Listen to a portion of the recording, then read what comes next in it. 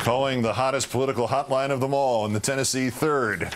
First, no, that isn't your hotline coming to a boil. It's our nightly checkup on the Something for Nothing crowd. It's tea time. Well, now they've found it. The Tea Party has found the issue that will tip the elections in its favor and free patriots everywhere from the death grip of communism, fascism, socialism, Obamaism, and the worst of all the isms, altruism. The issue? The international conspiracy to convert Denver, Colorado, quote, into a United Nations community, unquote, through the virulent, subtle influence of the Share-a-Bike program. Dan Mays is one of the T-Boys running for the Republican nomination for governor of Colorado, and he says he, too, once thought that the bike-sharing efforts of Denver Mayor John Hickenlooper were just harmless and well-meaning. He says now he has realized, quote, that's exactly the attitude they want you to have. This is all very well disguised, he says, but it will be exposed. He said this at one of his rallies. One of his rallies where only 50 people showed up. The issue, sharing bikes, doing little things to help the environment, suggested by the International Council for Local Environmental Initiatives. How could that not be a conspiracy? It's got the word international in it.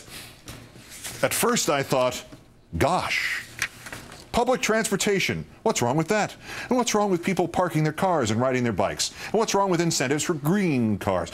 But if you do your homework and research, you realize ICLEI, ICLEI, is part of a greater strategy to rein in American cities under a United Nations treaty.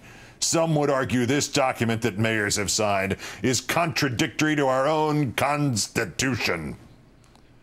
Mr. Mays apparently does not realize that Denver became a member of the ICLEI in 1992. And so, by now, the international communist bike-sharing conspiracy has had 18 years to worm its way into the collective American soul. This is all very well disguised, but it will be exposed. The only thing that's going to be exposed here is what the Tea Party is all about. Paranoia. I'm sorry that only 50 people attended Mr. Mays' rally about the bikes. I think these rallies ought to be shown to everybody in this country, live, so everybody can understand that the premise of the Tea Party is that anybody with a delusion they just assume everybody else shares has come out of their own homes for the first time and run for office. Because the international communist bike-sharing conspiracy has this country by the throat, and the body snatchers are here. And Soylent Green is... Oh. Bicycle, bicycle, bicycle. I want to ride my bicycle.